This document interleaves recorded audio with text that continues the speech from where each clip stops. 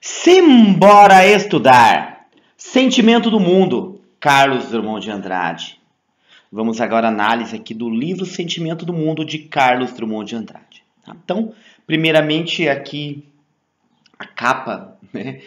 Curioso que eu vejo essa capa, eu me lembro de um outro poema que nem é do Drummond, tá? Uma impressão minha apenas, passando para vocês, tá? Eu lembro do poema Operário em Construção, do Vinícius de Moraes. Mas é exatamente isso, né? Esse livro aqui, ele tem essa pegada, né? Essa pegada ali parecida com realmente o poema, né? Operário em Construção, do Vinícius de Moraes. Então observa aqui, né, que nós temos uma pessoa que pode até ser um operário, tá? E como se, né, tudo ali fizesse a construção dessa pessoa, né? Talvez até essas construções aqui me façam pensar sobre isso. Então Drummond, né, o grande poeta Drummond, já fiz vários vídeos sobre outros livros do Drummond, sobre poemas do Drummond. Inclusive tenho aqui no canal já análises de poemas aqui, né, do livro Sentimento do Mundo. E eu digo sempre para vocês que a poesia ela é algo que tem muito a ver com o momento. Tá? Então não há como eu fazer agora uma análise, se você for ver de um outro poema que eu repetir aqui, eu certamente não vou falar a mesma coisa. Tá? O básico sim, tá? Mas vai ser né, as minhas palavras serão diferentes porque eu estou em outro momento da minha vida de quando eu fiz a análise dos poemas, né, anteriormente, se isso venha a acontecer, né, de você verificar aí essas diferenças. Drummond, então, né, segunda geração do modernismo, né, a geração ali de 30 a 45, e esse livro ele está exatamente ali, né, em 1940, ele foi publicado em 1940, então digamos assim que não dá para afirmar, né, mas a maioria desses poemas foram escritos ali, né, no final da década de 30. Então, temos aí, né, mais ou menos essa data. Esse é um livro muito importante do Drummond porque ele traz uma diferença na forma de escrever, né? O Drummond anterior, esse é o terceiro livro do Drummond, o Drummond anterior, então, ele escrevia muito sobre o eu, né? O eu, aquela coisa simples, tá? Aqui há mais essa preocupação, né? Muita gente falar, olha o Drummond comunista, e sim, Drummond foi filiado ao Partido Comunista, né? Assim como Jorge Amado, tá?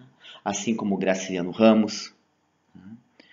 Então, claro, tem essa questão aí, né? Do coletivo, né? Do coletivo aí, que a esquerda tanto, né, trabalha, né, que a esquerda tanto tem como ideal aí, né, mais o coletivo do que a importância do eu. Claro que o eu que eu estou falando aqui, que eu falei anteriormente do Drummond, né, é o eu na poesia, tá? Não a preocupação com o eu, né, apenas comigo, tá? Que essa já é uma preocupação mais, né, diferente, né, do que é o comunismo ou o socialismo. O socialismo se preocupa com o coletivo em primeiro lugar, antes do eu. Então vamos lá ao livro, né? Esse é um livro bem curto, tá? Ele é pequeno, tem 28 poemas.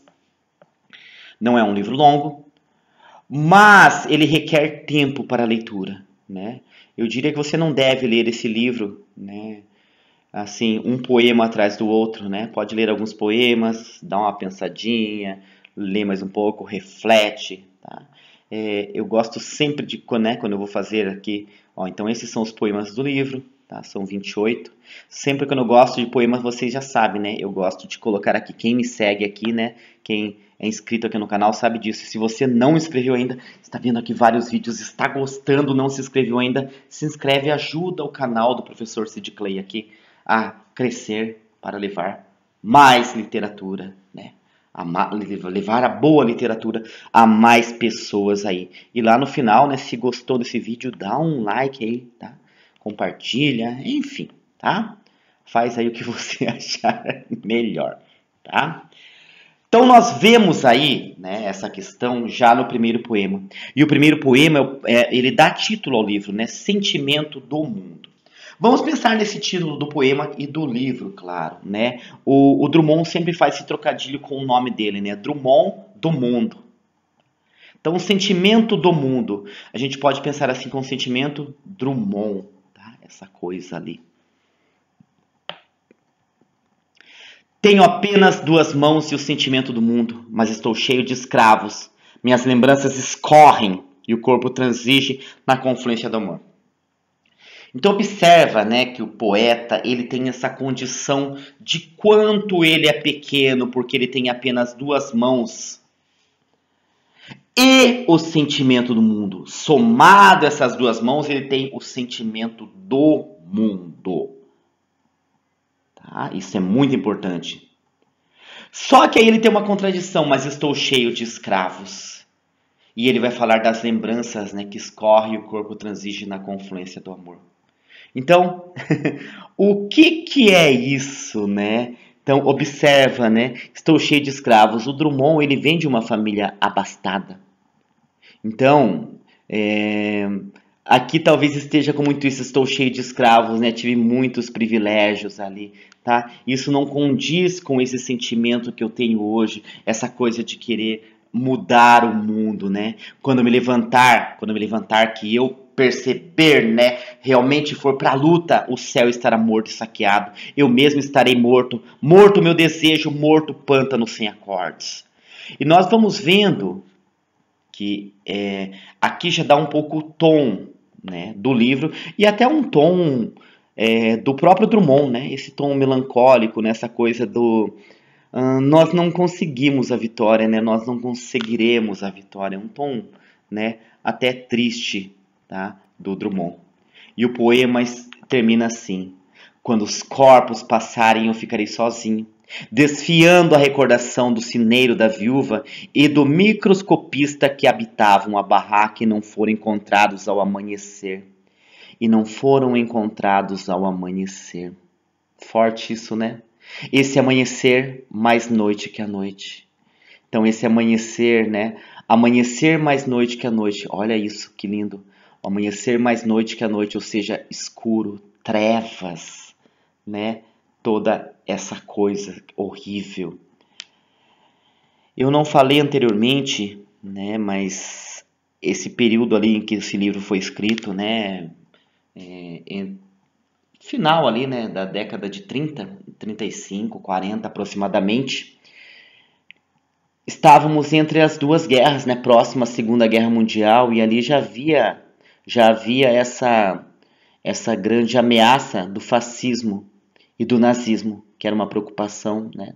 E nós tínhamos o governo Getúlio Vargas no Brasil, que era um governo autoritário, e era um governo que tinha, né? O Getúlio, ele tinha muito, né? Ele flertava com esse nazismo, né? O Getúlio tinha muito disso. O Getúlio era um cara de muitas faces, né? Mas ele flertou sim com o nazismo aí.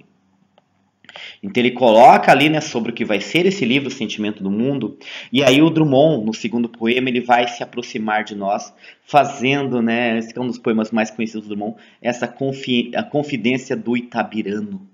Então ele parte ali de Itabira, ele começa o livro, né, ali ele coloca tudo aquilo, daí ele vai começar a nos contar, começando lá na cidadezinha dele, em Itabira, lá em Minas Gerais, então, lá no interior de Minas. Alguns anos vivi em Itabira, principalmente nasci em Itabira, por isso sou triste e orgulhoso de ferro. 90% de ferro nas calçadas, 80% de ferro nas almas. E esse alinhamento do que na vida é porosidade, comunicação. Então olha aqui, né, a presença do ferro, né, de ser de ferro, mas esse ferro também tem a ver com o sentimento ali de ser duro. Tá? Por que do ferro? Porque a região de Itabira é uma região muito rica em minérios, né? Principalmente o ferro. Tá? Então tem toda essa questão aqui. Tá? E ele vai falando sobre Itabira, né?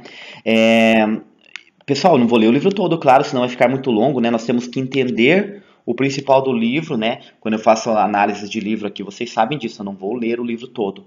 Eu vou pegar o livro, vou falar sobre o livro e vou colocar para vocês aqui alguns poemas, né? Principalmente poemas que podem, né?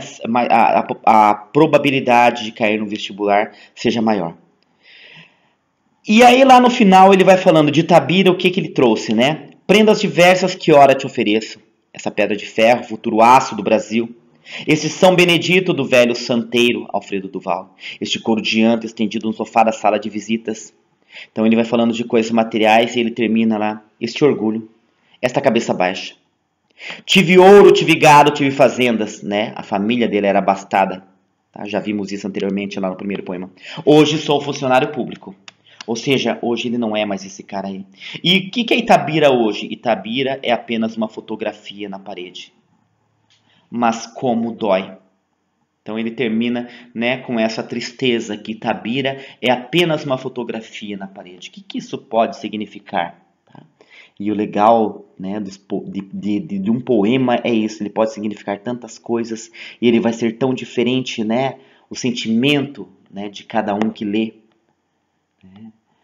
Itabira é apenas uma fotografia na parede, ou seja, ele não retorna para Itabira, ele fica olhando para Itabira, seria isso, né? Fica olhando para aquela fotografia em que ele foi.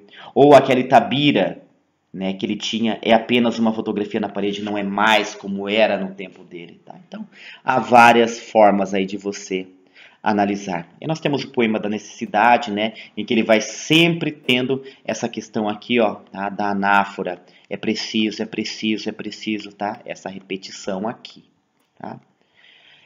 Ele começa então como se fosse um percurso, né, em Itabira, tá? Interior. Aí ele vai para uma cidade maior, que é Belo Horizonte, onde tem o poema o poema da Moça Fantasma de Belo Horizonte.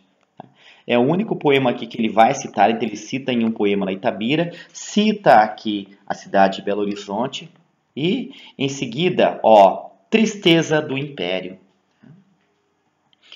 né, em que ele vai falar sobre essa questão ali, né, das coisas ali né, que veio ali, né, do Império, já ligando, né, com, perceba que aqui nós já começamos a ter a presença de Copacabana. Então ele parte de Itabira, vai para Belo Horizonte, que é a capital do seu estado, e agora ele está na capital federal, né, no Distrito Federal na época, que era a cidade do Rio de Janeiro.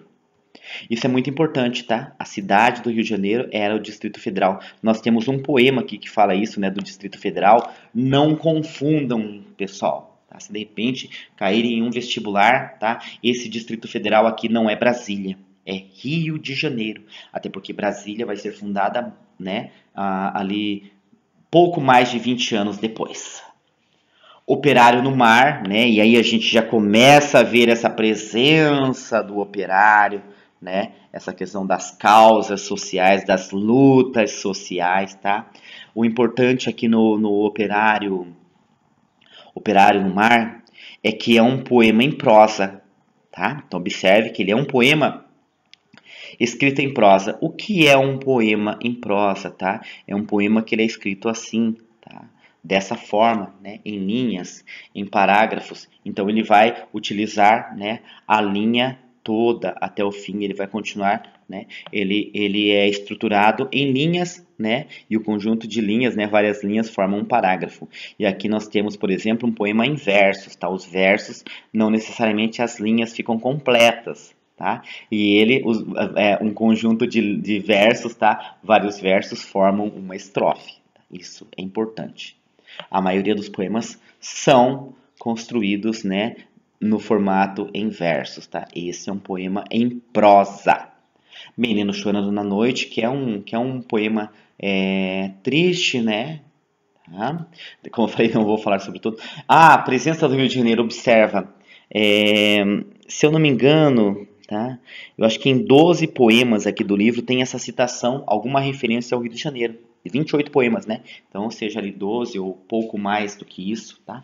12 nós percebemos assim diretamente, né? Falando ali. Nos outros nós percebemos também que se passa no Rio de Janeiro. Tá? Morro da Babilônia, então observa, já tem a presença dos morros, né? E esse poema ele é legal. Olha a forma como ele começa. À noite do morro descem vozes que criam o terror. Terror urbano, 50% de cinema e o resto que veio de Luanda ou se perdeu na língua geral. Quando houve revolução, os soldados se espalharam no morro. O quartel pegou fogo, eles não voltaram. Alguns chumbados morreram, o morro ficou mais encantado. Então é falando sobre esse processo, né, que acontece no morro. E ele termina, né, falando que o que o morro dá para eles, que são as vozes do morro, né, que não são propriamente lúgubres, né, não são propriamente ali, possuem essa tristeza, né. E ele fala que há mesmo um cavaquinho bem afinado. Olha o som do morro, né, ligado ali ao samba, que domina os ruídos de pele da folhagem e desce até nós, modesto e recreativo, como uma gentileza do morro. Então, como se o morro estivesse dando isso para os outros, como o Drummond, que não moram no morro, né? A parte privilegiada da cidade. Congresso Internacional do Medo, tá? Então ele vai falando sobre a questão do medo, né? Tem um tom meio apocalíptico isso aqui, né? Provisoriamente não cantaremos humor, tá? Então, ó, ele vai falar que cantaremos o medo, tá? E ele vai falar diversas formas de medo, né? Medo de soldado, medo de igreja, medo de ditadores, tá? E lá no final, ele termina assim: depois morreremos de medo, e sobre nossos túmulos nascerão flores amarelas e medrosas, né? E até a questão do amarelo, né? De amarelar, né? Amarelar, o fato de ter medo ali de amarelar, né? Tem essa metáfora ali. Os mortos sobre casaca, né? Brinde no juízo final, privilégio no mar. Inocentes do Leblon, né? Um poema bem curto, né? Também Leblon, bairro do Rio, mas ele é muito, tem uma crítica muito forte. Os inocentes do Leblon não viram o navio entrar. Pessoal, que navio é esse? Entrar onde? Entrar na Baía de Guanabara? Tá? Vamos pensar aí, né? O local é o Rio de Janeiro. E aí vem a pergunta: trouxe bailarinas? Trouxe imigrantes? Trouxe um grama de rádio? Né? Então, o rádio aqui é o elemento, né? Não o rádio, um grama de rádio. Os inocentes, definitivamente inocentes, tudo ignoram. Então ele está falando aqui sobre essas pessoas inocentes que não percebem os riscos, né? Não percebem o que está acontecendo no mundo. Tá? Os alienados, né? O inocente é diferente de alienado, né? Mas essas pessoas que elas é diferente, mas também um leva ao outro, né? Tá? Então, tudo ignoram. Só que o poema termina assim, ó. Mas a areia é quente, ou seja, eles só querem saber ali da diversão. A areia é quente e há um óleo suave que eles passam nas costas, tá? O protetor solar, né? O óleo lá, tá? E esquecem de quê? Esquecem do mundo. Esquecem da importância de lutar. Canção do Berço, né? Que também tem aquela questão ali, né? Melancólica. O amor começa com: o amor não tem importância. No tempo de você, criança, uma simples gota de óleo povoará o mundo por inoculação e o espasmo. Longe demais para ser feliz, não mais dissolverá as nossas carnes. Indecisão do Meyer, que parece um poema simples, né? Que ele fala que o Meyer lá tem dois poemas, desculpa. O Meyer tem dois teatros, né? Um ao lado do outro, que um anuncia que é melhor que o outro, e tem essa questão da indecisão. Tá? Dá para levar isso também para a questão ideológica, né? Dos dois lados, se dizer que um é melhor que o outro, né? Ambos com a melhor bilheteria e bilheteria mais bela. Que tortura lançam no Meyer, né? Ou simplesmente pensar assim menos na questão política, né? E pensar assim, esse poema bem atual, mas podemos levar mais para a parte inocente, né? Apenas de uma dúvida ali sobre algo que a gente, né? Bolero de Ravel, né? Que tem, né? Existe o Bolero de Ravel, né? Tem ali a música, né? O Bolero de Ravel, e ele é como se fosse assim, né? Seguisse essa ordem lá do Bolero de Ravel. O ritmo, né, do Bolero de Ravel. La Possession du Monde, Ode Ode não, ode. Ode no cinquentenário do poeta brasileiro. Então ele vai fazer aqui, né, uma homenagem a um poeta brasileiro, né, 50 anos, e a gente só vai perceber lá no final de quem ele fala, né? Claro que ele dá dicas ali, né? Mas a certeza a gente vai ter no final lá, né? É um poema longo, bem longo esse poema, né? Em que ele no final ele termina, né? Que o poeta Manuel Bandeira escute este apelo de um homem humilde. Drummond era muito, né? Ele tinha como referências, né, muito assim o Bandeira, né, e também, né, principalmente o Mário de Andrade. O Mário de Andrade era alguém que ele admirava muito, que trocavam cartas, né. O Mário também gostava muito do Drummond, mas ele tinha o Mário como um mestre, né. E o Bandeira também era outro dos mestres dele, né. Pessoas mais velhas que ele. É curioso a gente falar isso, né? Porque eu, eu quando o Drummond morreu, eu me lembro muito bem. O Drummond era um velhinho já, né? O Drummond era um velhinho assim. Eu sempre tive apesar dele ter essa coisa, né, da melancolia, eu sempre tive um olhar pro Drummond assim, mesmo quando eu era criança, né? Os primeiros poemas do Drummond, mas eu vi aquele homem ali. E eu senti uma coisa tão gostosa naquele homem, uma paz assim, aquele velhinho, né? Isso é uma confissão apenas para vocês aqui. Mas o que eu tô querendo dizer é assim, eu vi o Drummond velhinho, né? E a gente fala assim, o Mário de Andrade é como se fosse um mestre, o Mário de Andrade mais velho. Como o Mário de Andrade morreu bem mais jovem, né? A imagem que fica na cabeça do Mário de Andrade jovem, e eu tenho a imagem do Drummond já velho, então é estranho isso pra mim, né? Mas é claro, a gente sabe, né? A diferença de idade entre eles. Os ombros suportam o mundo, tá? Um poema assim, né? Traz, né, essa temática ali também do mesmo, né, desse sentimento do mundo, né, essa tristeza. E ele é um poema que ele termina, olha só, né? Chegou um tempo em que não adianta morrer. Chegou um tempo em que a vida é uma ordem, né? Aquela coisa de é necessário viver para lutar. A vida apenas sem mistificação. Tá? E as guerras estão ali. Mãos dadas. Lembra do primeiro poema, né? Em que ele fala que tinha apenas duas mãos. E aqui, só que aqui, gente, olha a importância, né? Essas duas mãos podem se juntar. E tudo que o Drummond nega aqui nesse poema, né? Mais ou menos ele se transforma nisso, né? Por quê? Porque ele fala: não serei o poeta de um mundo caduco, também não cantarei o mundo futuro. E não é isso que ele fez, não é isso que ele fez conosco, ele não cantou esse mundo futuro, ele não foi o poeta desse mundo caduco.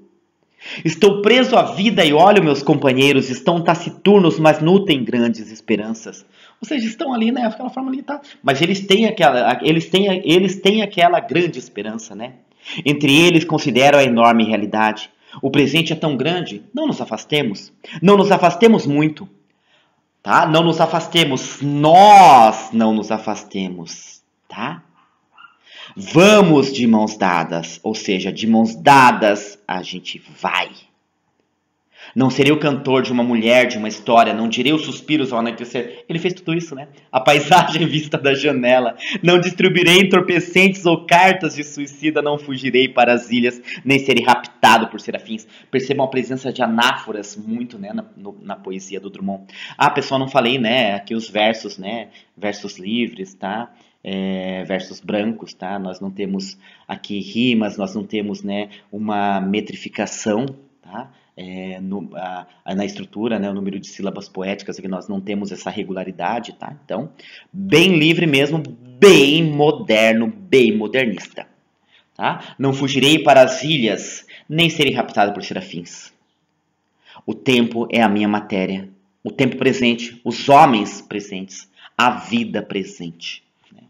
Então, o tempo é a minha matéria, é agora que a gente deve fazer. Agora que a gente deve lutar. Dentaduras duplas. Aí nós temos Revelação do Subúrbio, né?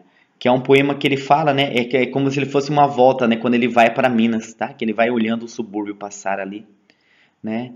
E ele fala que o subúrbio fica como se o subúrbio ficasse ali escondido, né? O subúrbio todo se condensa para ser visto depressa, com medo de não repararmos suficientemente. Então, né, quando ele está indo ali para Minas, que ele vai olhando na viagem, ele olha, né, e fica ali contra a vidraça do carro apenas para olhar o subúrbio, que tem que ser rápido.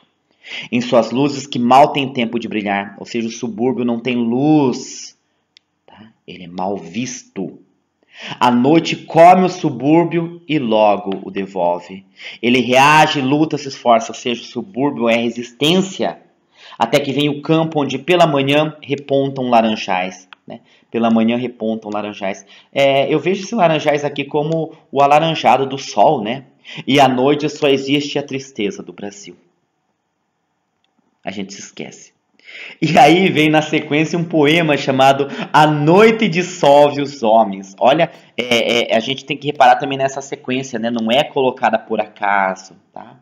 A noite desceu, que noite! Já não enxergo, meus irmãos, tá? Então a gente tem essa, ó, e aí a gente tem ali a noite primeiro, né? Que ele vai falar sobre a noite, né? E ali tem essa melancolia, observa o finalzinho, né? Da primeira estrofe. A noite anoiteceu tudo. O mundo não tem remédio. Os suicidas tinham razão. Os suicidas tinham razão. Não vale a pena viver. Só que daí ele vem para a aurora. Tá? Entretanto, eu te diviso ainda tímida. Aurora, o amanhecer. Né? E lá ele vai terminar. O mundo se tinge com as tintas da antemanhã.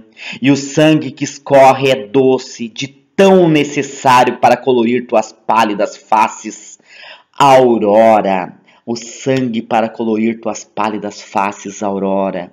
Eu vejo aqui como o sangue, o símbolo, né, de dar o sangue, de lutar. Tá? E é lindo.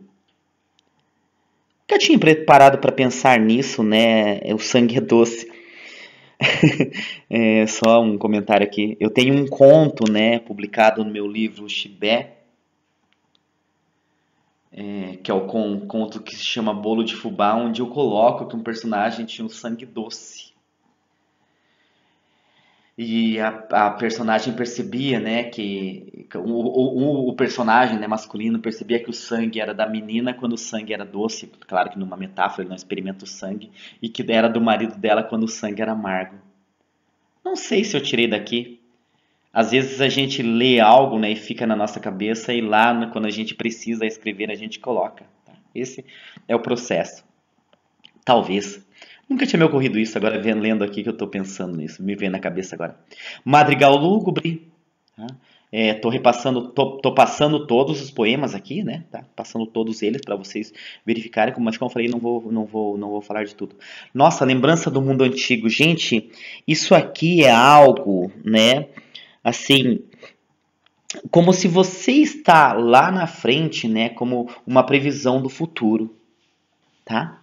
E nós temos isso aqui no Drummond, tá? Momentos assim que você vai falar, nossa, isso aqui aconteceu. E ele vai falar sobre Clara. Clara passeava no jardim com as crianças, Clara, uma mulher, e o céu era verde sobre o gramado. Então tudo ali era bonito, né? A menina pisou a relva para pegar um pássaro, tá? Nós temos a presença da natureza, tudo lindo. E depois o que acontece? Tá? O mundo inteiro, a Alemanha, a China, tudo era tranquilo em redor de Clara. E aí depois o que acontece? As crianças olhavam para o céu, não era proibido. A boca, o nariz, os olhos estavam abertos, não havia perigo. Os perigos que Clara temiam, olha só os perigos que Clara temia, né? Eram a gripe, o calor, os insetos. Clara tinha medo de perder o bonde das 11 horas. Como era bom esses periguinhos, né, da Clara, não eram perigos. Esperava cartas que custavam a chegar. Nem sempre podia usar vestido novo, mas passeava no jardim.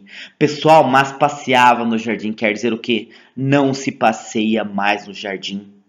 Pela manhã, nós temos ali pela manhã. Havia jardins, havia manhãs naquele tempo. Olha que tristeza, hoje não há mais. É isso que o poeta está colocando aqui. Tá? Elegia 1938, né? Um poema fantástico, né? 1938 marcando o ano aqui, em que ele vai falar exatamente dessa pessoa, né? Quem que somos nós aqui, tá? Eu amo esse início aqui, né? Trabalha sem alegria para o mundo caduco, onde as formas e as ações não encerram nenhum exemplo. Praticas laboriosamente os gestos universais, ou seja, nós somos robôs. Sentes calor e frio, falta de dinheiro, fome e desejo sexual. Heróis enchem os parques da cidade em que te arrastas, se preconizam a virtude, a renúncia, o sangue frio, a concepção. A noite se neblina, abrem guarda-chuvas de bronze ou se recolhem aos volumes de sinistras bibliotecas. Eu tenho análise desse poema no canal, tá? Mais completa. Claro que eu vou apenas dar uma passada, tá? Para não ficar tão longo. E eu falei do Drummond ali, do Drummond Profeta, né? Pessoal, a última estrofe desse poema. Coração orgulhoso, tens pressa de confessar tua derrota. Nossa, gente, é triste isso, né? Tens pressa de confessar tua derrota. E adiar para outro século a felicidade coletiva. É tão difícil lutar às vezes, né? E o que acontece com esse cidadão aqui? Aceitas a chuva, a guerra, o desemprego, ou seja, aceita todas as coisas ruins e a injusta distribuição. A injusta distribuição. Olha aqui onde está, né, toda a ideologia do Drummond colocada. Todos os problemas do mundo. Tá? Aliás, o mundo é cheio de problemas devido a essa injusta distribuição que há. E por que ele aceita essa injusta distribuição? A chuva, a guerra, o desemprego, por que ele aceita isso? Porque não podes sozinho dinamitar a ilha de Manhattan. O símbolo do capitalismo, a ilha de Manhattan, sozinho ele não pode. Então aqui é como uma constatação de que é preciso se juntar para lutar. E o que aconteceu no 11 de setembro de 2001? 2001, acho que foi 2001. Eu sou péssimo em data, vocês sabem disso. Tá? As Torres Gêmeas, a ilha de Manhattan, tá? Drummond profético. Mundo grande, né? O Drummond tem essa coisa assim em vários poemas, né? Do mundo, vasto mundo, né? O mundo grande, até o próprio Drummond, o mundo estar no nome, né? No próprio nome do Drummond, tá? Em que ele fala, né? Que ele é pequeno, o coração dele é pequeno, né? Ele se sente pequeno, tá? É um poema longo também, tá? E que ele termina assim, ó. Então meu coração também pode crescer. Tá? O coração é pequeno, mas o coração também pode crescer. Entre o amor e o fogo. Entre a vida e o fogo. Percebam, amor, fogo. Vida, fogo. Fogo se mantém. Tem que ter fogo. Tem que ter paixão. Meu coração cresce 10 metros e explode. Ó vida futura, nós te criaremos. Perceba que aqui é uma esperança, né? Então aquele tom melancólico ele não está presente ali em todos os poemas, tá? Há uma esperança. Noturno, a janela do apartamento. Noturno, a janela do apartamento, né? Nós temos ali, né, essa visão da noite, tá? Mas, né, a janela do apartamento, né? Sendo vista da janela do apartamento. Silencioso cubo de treva, um salto e seria a morte, mas é apenas sob o vento a integração na noite. Nenhum pensamento de infância, nem saudade, nem vão propósito, somente a contemplação de um mundo enorme parado. Então, né, não tem a reflexão, mas ela não é tão grande. Tá? Que ele fala, né, nenhum pensamento de propósito, nem saudade, nem, né, tá? Somente a contemplação. Então, seja, uma contemplação ali, estar olhando para algo. A soma da vida é nula, mas a vida tem tal poder na escuridão absoluta como o líquido circula. E o final é maravilhoso. Suicídio, riqueza, ciência, a alma severa se interroga e logo se cala. E não sabe se é noite, mar ou distância. Triste farol da ilha rasa. É uma visão, né, como foi falado ali anteriormente, tá? É uma observação. E aí ele tem ali, né, suicídio, riqueza, ciência. Ele começa falando ali também sobre suicídio no poema, né? A alma severa se interroga. Então agora tem uma reflexão maior. Mas essa reflexão se cala. E logo se cala. E não sabe se é noite, mar ou distância. Triste farol da ilha rasa. Separado, né? Apenas numa estrofe ali para se encerrar. Triste farol da ilha rasa. Farol, para mim, eu sempre tive essa visão de farol como algo que está isolado, né? Está lá no meio, às vezes na ponta de uma ilha ou lá no cantinho né, da praia, perto do mar, para iluminar o caminho dos outros. Mas o farol sempre também teve essa coisa da tristeza pela solidão de estar sozinho. Mas esse farol, ele ilumina caminhos, tá? Não sabe se é noite, mar ou distância. É lindo. Drummond é lindo. Esse livro é lindo, esse livro é maravilhoso. Pessoal, então, tá? Espero que tenham gostado, tá? Se chegou aqui até o fim agora, não se inscreveu agora, se inscreve, né? Chegou ao fim, acho que é porque vale a pena, tá? Se você não se inscreveu no canal, ainda se inscreve, curte o vídeo aí, tá? Por hoje é isso e simbora estudar!